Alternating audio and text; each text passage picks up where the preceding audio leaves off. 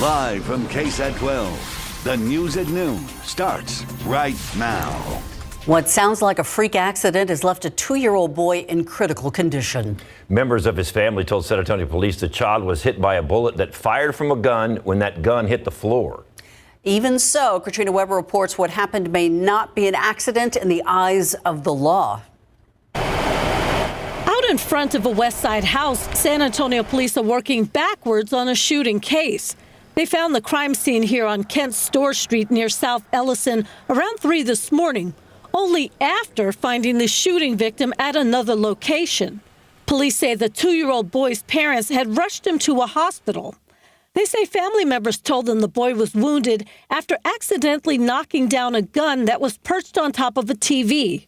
When it fell to the floor, they say, the gun went off and the child was shot in his head. At last check, he was in critical condition.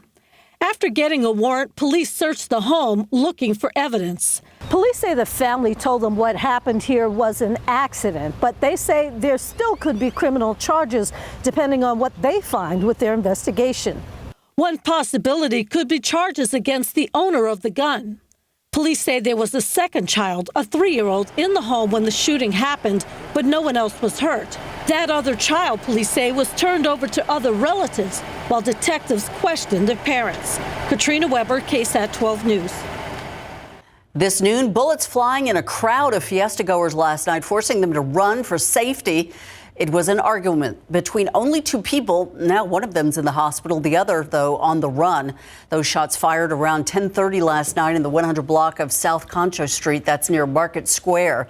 Police say after the pair of men started fighting, the suspect pulled out a gun and shot the 25-year-old man in the chest. Then the person took off. Meanwhile, the crowd of Fiesta goers had to run for cover.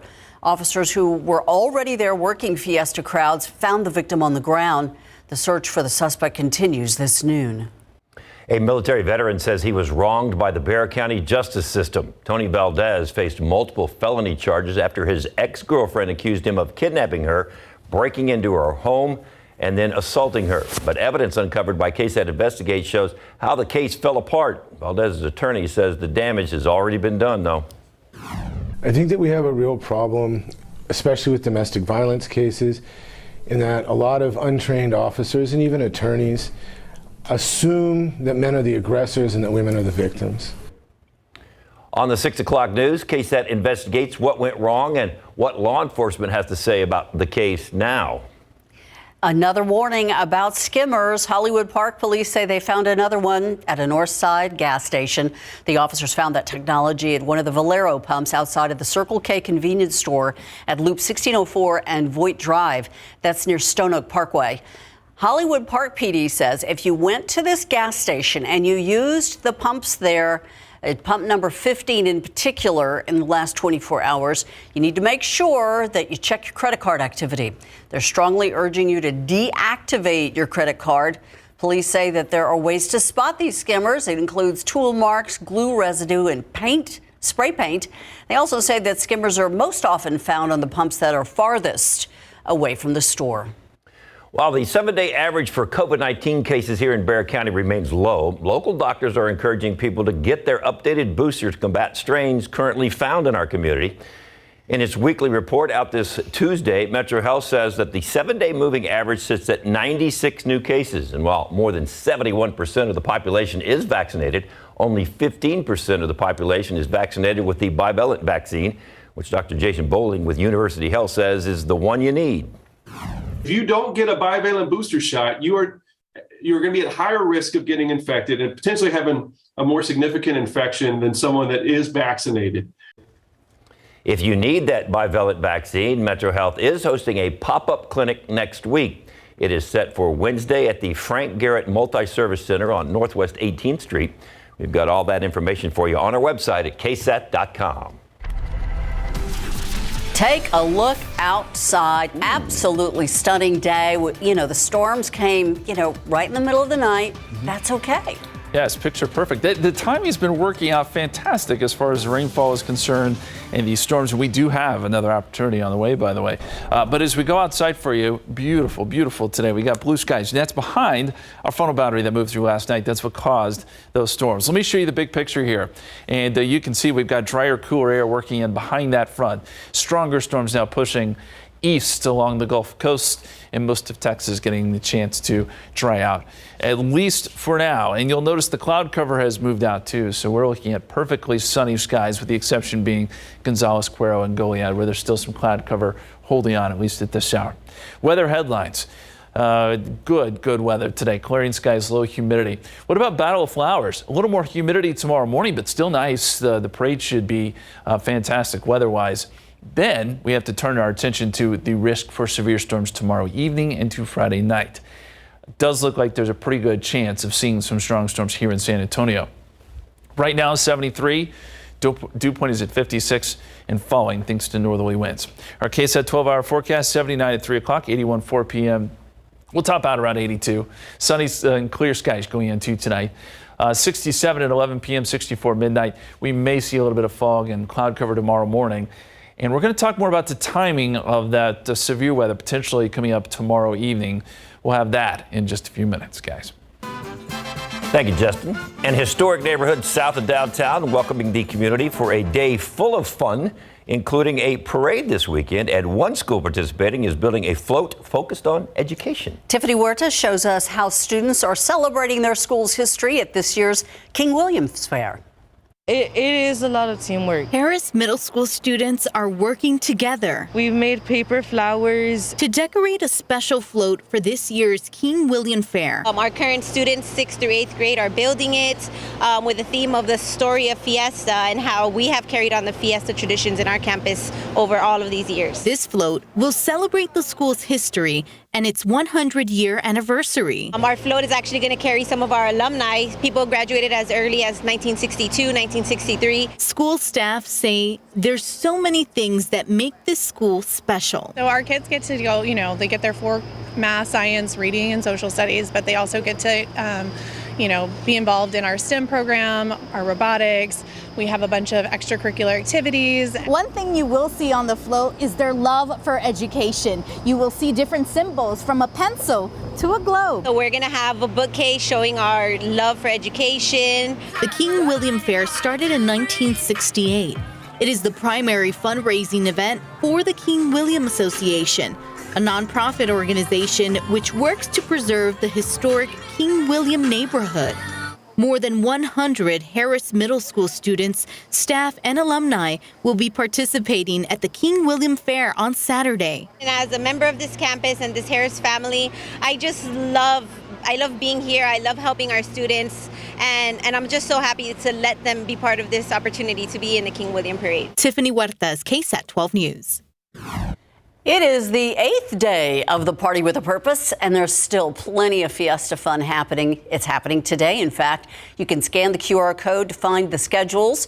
They include Fiesta Garden Fest and the Battle of Flowers Band Festival, which you can watch live right here on KSAT 12 at 6:30. That's on KSAT.com, KSAT Plus, and our KSAT YouTube channel. And of course, the Battle of Flowers parade kicks off tomorrow morning. You can join our watch party along the parade route. Scan the QR code there on your screen to buy your tickets now before they run out. Hey, the Cowboys are a few hours away from adding a rookie to their roster with their first pick in the draft. There are a lot of directions they can go. We'll talk about that coming up in sports. If your April showers brought you flowers, but also fire ants in your garden, you're not alone. It happened in our KSAT garden, and we will explain how to manage these pests after the break.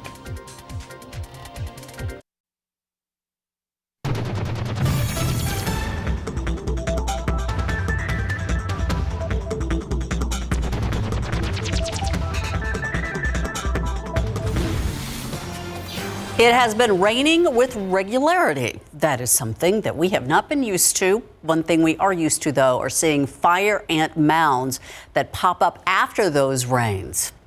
You aren't alone if you see some. Fire ants have taken over one of our gardens here at KSAT, and that's why this week's Gardening with KSAT segment, Sarah Costa spoke with a local expert about how to identify and manage those fire ants in the garden.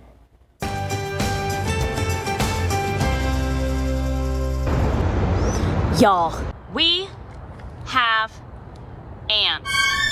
Ant mounds that pop up are most likely going to be fire ant mounds, yeah. Molly Keck is a certified entomologist with the Texas A&M AgriLife Extension Center for Bexar County. We have probably close to 100 species of ants in Texas, so not every ant is going to be a fire ant, but most of them are. And she confirms these are fire ants in the KSAT garden.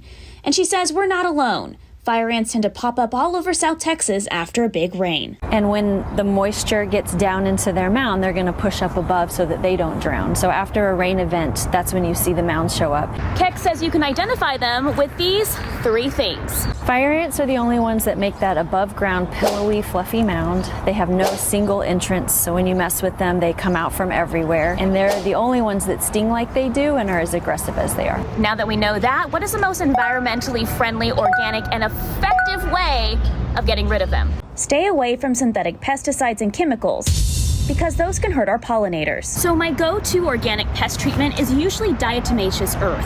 But Keck says in this instance it won't work. She says because the soil is so moist, the powder will lose its effectiveness. Or you can try boiling water. However, Keck says don't do this if your ant piles are near your plants, because that boiling water will destroy your roots. Yep, way too close. Another safe method for pests is dish soap, but Keck says in this instance it won't work because fire ant colonies go several feet deep into the ground. She says our best bet is using an organic bait with spinosad. I found a bag of organic fertilome. Come and get it at a local nursery, or you can find it on Amazon. Keck says sprinkle the bait all around the soil, not on the plant, and keep it dry for the day. They're corn grit soaked in soybean oil, which they're attracted to. They take that out of the environment. They carry it into the nest. They feed it to the queens and to their babies. So it's not a quick kill, but it is a more surefire way to manage that colony. Keck says if these were native ants, leave them. Native ants are beneficial and aerate soil. But she says not only do fire ants have a vicious sting, if I left them, they would hurt my pollinators. Fire ants are going to predate upon those monarchs and those other pollinators for sure. So you're killing them if you're not killing your fire ants. And two, hopefully what you're using, you're applying it to the soil. You're not putting it on the plant material because that's not where that ant is mounding. So apply it in the right place, using the right thing, and being smart and not allowing it to drift onto the flowers or onto the leaf material. And that will salvage your pollinators. Sarah Costa, KSAT12 News. And if you are new to San Antonio, South Texas, do not let yourself get stung by one because it will hurt. Yes. And also, sometimes we just kind of let things go. Mm-hmm. It's going to rain on Friday. We don't need to do anything now. That mound is going to be 3 times as big next week. Yeah. Address the problem now, right? Yes. Don't put it off. Yeah. Well, as we go outside for you, we got blue skies. What a beautiful day it has turned out to be. The Aquifer is up a tenth of a foot to 640.6. It's not a great number, but it's the highest we've been in a while with regards to the Aquifer. We may get to add to it again tomorrow. One downside to the rain, of course, are molds. They're in the high category today, 4,100. Oak, pine, and pecan are all low. We'll talk about the great weather for battle flowers and our chance for storms tomorrow coming up. It's time for a Fiesta History Trivia Moment, powered by your local San Antonio area Chevy dealers. Which Fiesta royalty member is credited with starting the Fiesta medal tradition? Was it A, King Antonio, B, Miss Fiesta, or C, Queen of the Order of the Alamo? The answer after the break. Just my head. Which Fiesta royalty member is credited with starting the Fiesta medal tradition? The answer is A, King Antonio.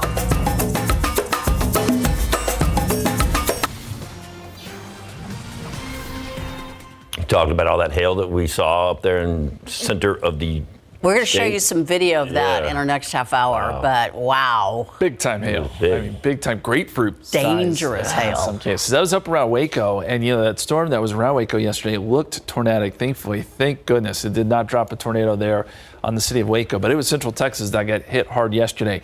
By the time that line of storms made it here last night, it's kind of limping in, and we just saw the tail end of it. Just a few thunderstorms, not a lot of rain here, about 1/10 of an inch at the airport. Now in the wake of that front, we've got cooler, drier air working in temporarily. It's just today, but man, it feels nice out there. We've got blue skies and really, really comfortable temperatures, at least right now. And the cloud cover is quickly pushing east. So our eastern county is still seeing a few clouds. That won't last much longer. Everyone will be sunny a little bit later this afternoon. And that is the scene we're seeing here in San Antonio. Soak it in.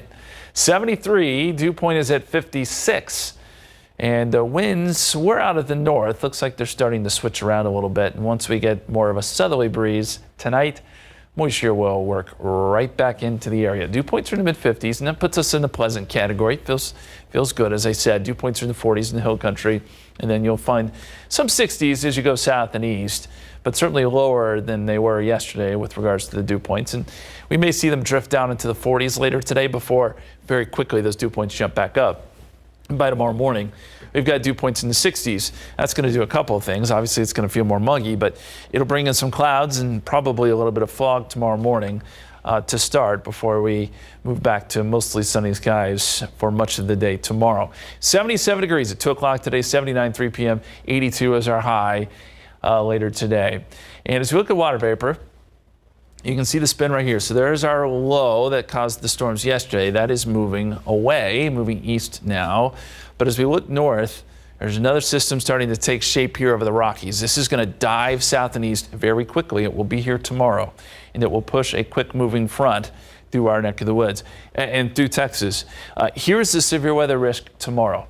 The greatest risk is up around Dallas, Fort Worth, and down to Waco. But even here in San Antonio, really our entire viewing area, is going to see a risk for scattered strong storms. Now, the time frame is pretty small. The window is small, but we've got to point this out because it is tomorrow evening, and I know a lot of people are going to be out and about. So let's time this out for you.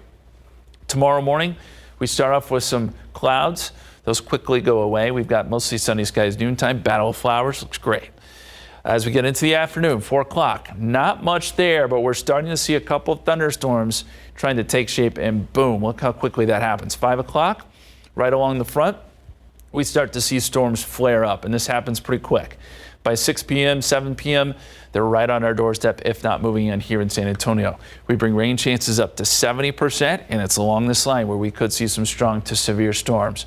By 8 o'clock, they're starting to push south. By 9, 10 o'clock, probably south to San Antonio and moving away.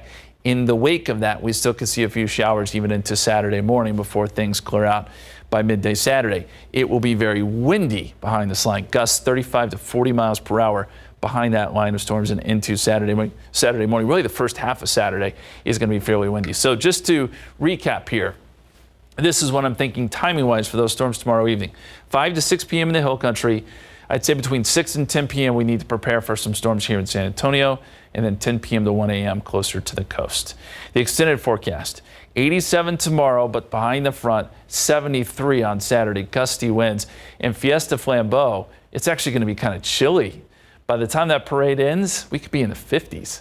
82 on Sunday, 85 Monday, and more clouds returning Tuesday and Wednesday, guys. All right, need to keep an eye on that one. The Texans keeping their draft picks pretty secret so far. That's saying something when you consider that they've got a dozen of them in the draft. More coming up in sports. Pro football coverage powered by Davis Law Firm. Barring any last-minute maneuvers, there will be a new member of the Dallas Cowboys tonight. The Cowboys Brain Trust continuing their review of their draft board, trying to figure who might be available when they select 26th overall in the first round of the draft tonight. Jerry Jones, Stephen Jones, Coach McCarthy have done mock draft as they try to prepare for every scenario that they can think of. Here's a list of the Cowboys draft picks in case they only have one today, and that's pick number 26, unless, as we said, something happens and they make a trade, maybe move out of that spot or move up, grab some more picks, and they've got one in the 2nd, 3rd, 4th, 5th, and 6th, and one in the 7th round as well. All right, so before the Cowboys pick tonight, the Houston Texans will get their two choices. Their 1st to 2nd overall.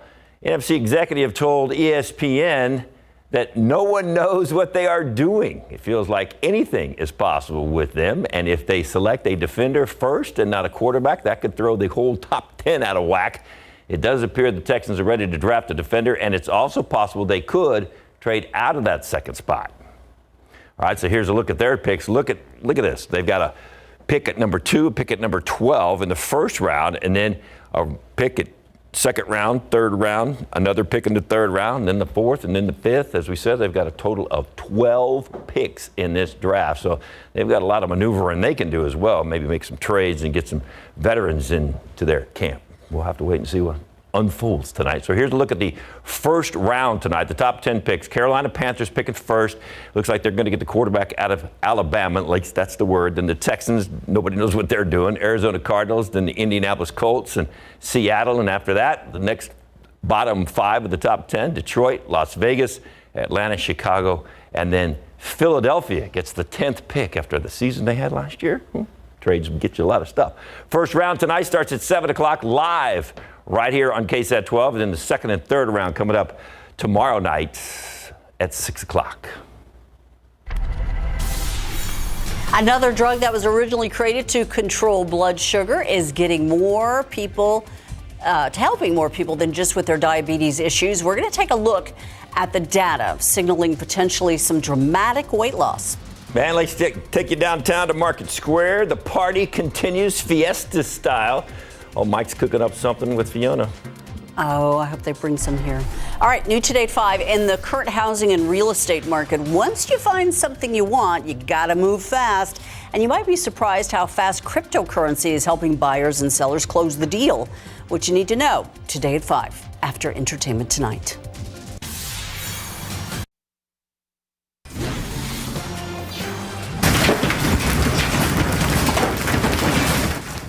Listen to that hail and look at the size of it coming down over central Texas. This was yesterday. This was folks in the Waco area. They had to take cover or get a knot on their head, or even worse, windows broken. These storms pelted down tennis ball and even grapefruit-sized hail. That could leave a mark. Belmead, Texas, reporting hail measurements of up to 4.5 inches wide. And in addition to the hail, yesterday's severe thunderstorms brought the threat of damaging winds as well as flash flooding. See those cows running? Uh-huh. And that had to hurt. And it wasn't just Texas that got hit with that nasty weather. Parts of Florida, including Orlando, experienced hailstones big enough to damage cars in Palm Bay. We are expecting some weather on Friday. Hopefully nothing like that Friday night. Well, you know what's fascinating is with regards to Florida, they hardly ever see hail there, especially that far south. That's kind of a rarity. It was a very interesting setup yesterday, not only in Florida, but also here in Texas. You saw the pictures, a lot of insurance claims going in today across parts of central Texas. Thankfully, those storms weakened as they made it down to our neck of the woods, so we didn't see the severe stuff. We did get some rain overnight, about 1/10 of an inch at the airport. Folks were still enjoying UTSA last night. Take a look at this picture. I think that's Pikachu, isn't it? I think. Yeah. I mean, the hats are incredible. That's well done. Well done. They love their Pokemon theme Fiesta wear. Good work.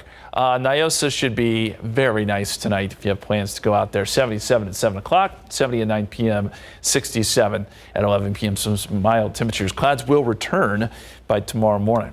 Also wanted to share with you the drought monitor came in today. There's good news here.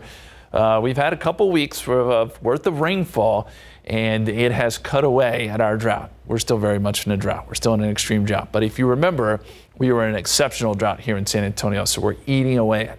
And we've got a couple more rain chances coming up. So this is good. Still places in the hill country need more. And as I said, there is an opportunity for that coming up tomorrow night. Unfortunately, it may come with a little bit of severe weather too. Medina Lake did not really take a bump, though. We were hoping we'd see it come up some. It is not, still at 5.1%, down about 83 feet. We're going to talk more about our rain chances, that severe weather too, for tomorrow night, coming up in just a few minutes, guys. Thank you, Justin. There is a drug being used by diabetes patients to control blood sugar that soon could be approved by the FDA for weight loss. And some people have already seen some dramatic weight loss after taking this medication. Drug maker Eli Lilly says that it is their drug tirzepatide. It has helped people with diabetes who were overweight or had obesity lose up to 16% of their body weight. Now, this was over 17 months. If you didn't have the disease of diabetes, those people lost more than 20% of their body weight. The new data has not been published in a medical journal or peer-reviewed. Eli Lilly is applying for fast-track approval from U.S. regulators, and it expects a decision this year. The number of jobless claims is down once again. The number of Americans filing for jobless claims fell by 16,000. The latest numbers show American workers are enjoying job security despite rising interest rates and fears of a looming recession. Meanwhile, negotiations about the debt limit crisis continue. House Speaker Kevin McCarthy passed the GOP's Limit, Save, Grow Act of 2023. McCarthy's win largely symbolic. The measure not expected to get through the Democratic-led Senate, although it could force President Biden and the Democrats to the table to negotiate. The U.S. reached its spending cap in January, and officials say the federal government is expected to default by June. The federal prosecutors trying to keep the U.S. Air National Guardsman who allegedly leaked secrets behind bars say his release would cause a national security risk. 21-year-old Jack Teixeira is accused of leaking highly classified military documents on the internet. Even though he's in custody right now, federal prosecutors are arguing that he may still have access to secret national defense information and that he could still expose it. They also say he kept an arsenal of weapons and talked about violence and murder on social media.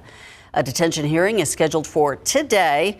Teixeira has been in jail since his arrest earlier this month on charges stemming from what they're calling the highest profile intelligence leak in many years. UTSA's head football coach is taking a new role on top of a Fiesta float. The part he'll play in one of the biggest Fiesta events coming up. Where there's royalty, there's fancy headpieces, hats. Well, these are crowns. Pretty fancy. A closer look at the trappings of Fiesta royalty that are tied to decades of tradition.